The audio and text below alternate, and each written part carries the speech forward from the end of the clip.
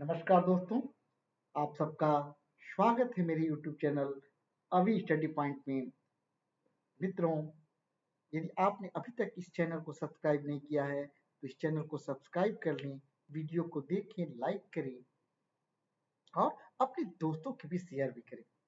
आपका समर्थन, आपका सपोर्ट मेरे लिए बहुत ही महत्वपूर्ण है। मित्रों, आज एक बहुत ही महत्वपूर्ण प्रश्न पे डिस्कशन के लिए मैं उपस्थित हुआ हूँ।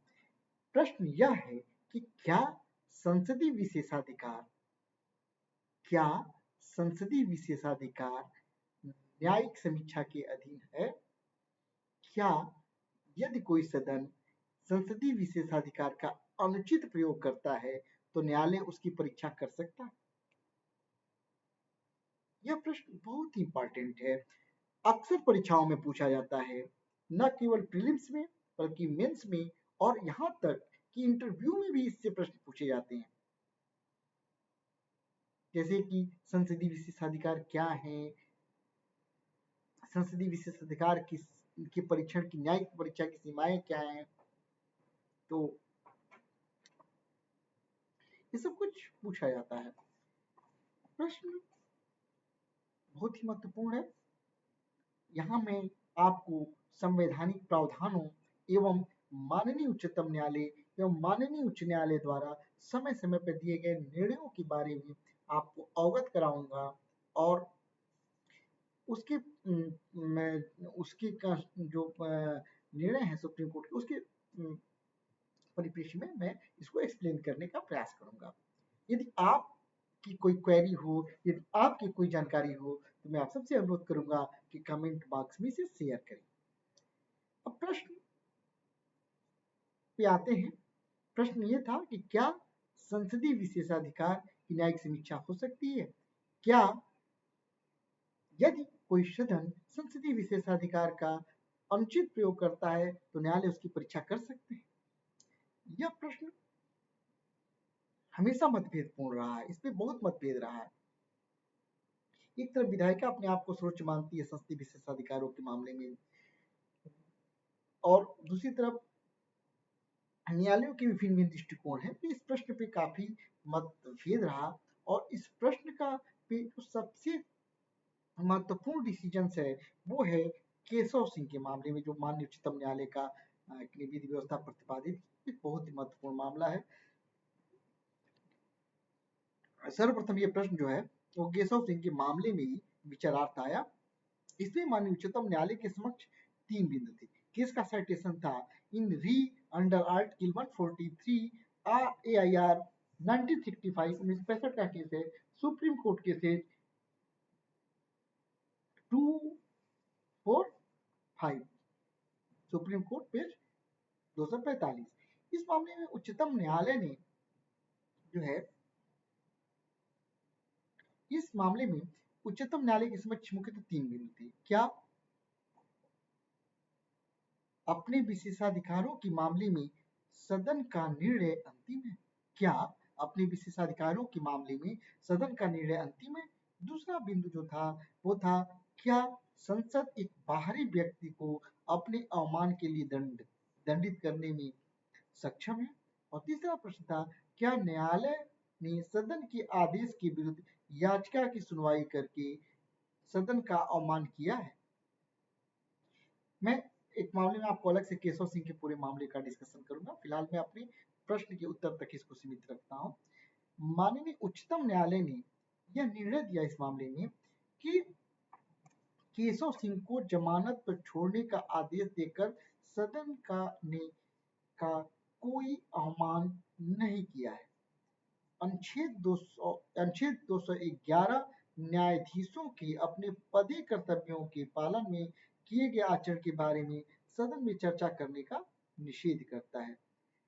जहाँ तक अनुच्छेद 105(3) की बात है, नागरिकों के अपने मूल अधिकारों को प्रवर्तित कराने के उद्देश्य से न्यायालय में जाने के अधिकार को अनुच्छेद 105(3) नियंत्रित नहीं करता है। अनुच्छेद 226 को भी देखा जाए तो अनुच्छेद 226 भी स्पष्ट करता है, उच्च न्यायालय किसी भी प्राधिकारी के विरुद्ध उच्च उच्च न्यायालय किसी भी प्राधिकारी के विरुद्ध बंदी प्रत्यक्षीकरण जारी कर सकता है जिसके अंतर्गत विधायिका भी सम्मिलित है। अतः न्यायालय विधायिका के विरुद्ध भी यह रिट जारी कर सकता है। भारत की विधानमंडल का कोई भी सदन वारंट जारी करता है तो न्यायालय उसकी वैधता की जांच कर सकता है। यदि भारत का कोई सदन अपने संसदीय विशेषाधिकार का प्रयोग करने में कोई वारंट जारी करता है तो न्यायालय उसकी वैधता की जांच कर सकता है। इसी मामले में माननीय उच्चतम न्यायालय ने कहा कि इंग्लैंड में संसद सर्वोपर है किंतु भारत में संविधान सर्वोपर है और संसद संविधान के अंतर्गत कार्य करती है। यहाँ पे संप्रभुता संविधान में निहित है, हम भारत के लोगों में से निहित है। यहाँ न तो संसद सर्वोच्च है और न न्यायपालिका सर्वोच्च है, यहाँ सर्वोच्च है संविधान। अब इसमें आगे ये कहा गया कि संघात्मक संविधान में संविधान के उपबंधों की व्याख्या करने की शक्ति केवल न्यायालय को दी गई है। अतः न्यायालय इस बात की जांच कर सकता है कि अनुच्छेद 105 या 194(3) के द्वारा यदि कोई संसद या विधानमंडल कोई विशेषाधिकार प्रदान किया गया है या नहीं किया गया है। अब प्रश्न का उत्तर मिलता है इसमें प्रश्न का उत्तर मिलता है कि जांच न्यायालय कर सकते हैं।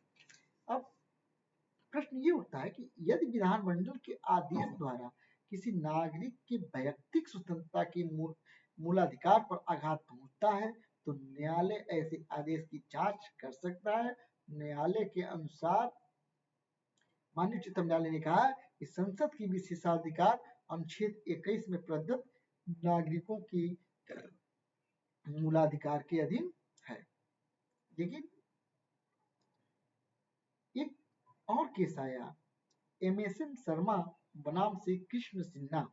इस मामले में उच्चतम न्यायालय ने कहा कि संसदीय विशेषाधिकार अनुच्छेद 19 के अधीन नहीं है। सदन अपनी कार्यवाहियों के प्रकाशन पर रोक लगा सकता है भले ही वह अनुच्छेद 19 के अधीन भाषण एवं अभिव्यक्ति की स्वतंत्रता के अधिकार का अतिक्रमण करता है।